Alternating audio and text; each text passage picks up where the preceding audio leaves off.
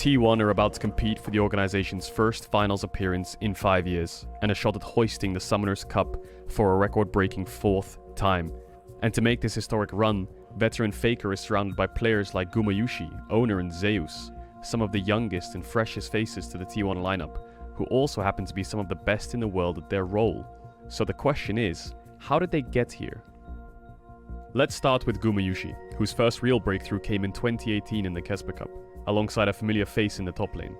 They took on Hanwha Life Esports, and despite doubts about a roster of amateurs, Guma and his team took down the LCK representatives 2-1, and Gumayusi also took home the MVP. Despite falling short to Damwon in the next round, he'd caught the attention of those at the top, and found himself in the ranks of T1 just before the tournament had started.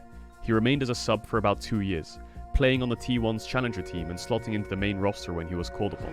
The chipping comes in and Gumayusi is in the front line for no reason, goes down, not able to stand up to the power. Despite a difficult loss in the 2020 regional finals to Gen G, Gumayusi still believed in himself, and approached T1 CEO Joe Marsh to confidently say that he was the best AD carry on T1. Apparently, Joe Marsh agreed, and in 2021 Gumayusi began to split time as a starter with Teddy.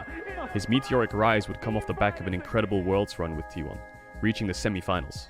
With the lion's share of starting appearances and a superstar bot laner by his side in Keria, the duo were regarded as one of the best bot lanes in the world. It was an unbelievable year for such a young player. But there were still more rookie riches to add to the roster. Around the time the T1 failed to make Worlds in 2020, we got the first glimpse of Owner and Zeus on a YouTube series called League of Legends The Next. A series searching for the next superstars in the amateur scene, where the top jungle were featured and mentored by veteran LCK players amongst the likes of Wolf, Prey, Marin and Pawn.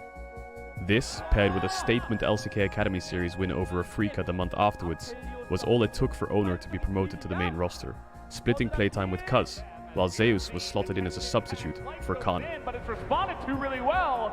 And look at the poke coming in as the kick is on PDD. Owner quickly surpassed his fellow jungler, and in less than one split he became the main starter for T1, making it all the way to the 2021 World Semi-Finals alongside Gumayusi. Zeus, however, was only able to play a few games during the spring season, but did have some standout performances which showed a lot of promise, as he then shadowed Kana for the rest of the year. And they're asleep. It's a double kill for the Lilia to go to the World Finals. And damn old legends and old legends. After the 2021 season, T1 dropped the idea of a 10-man roster, opting to move forward with Gumayusi and Owner as permanent starters.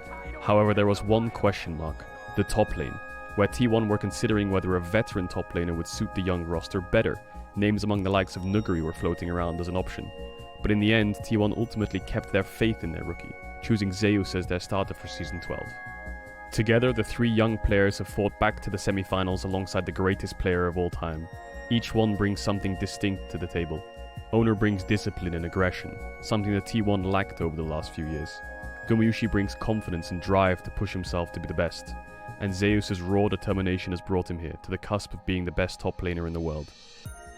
The already incredible careers of these young players are small in the shadow of what lays ahead, but every impossible gauntlet is another opportunity for all of T1 to cement their legacies and push themselves to a Worlds final.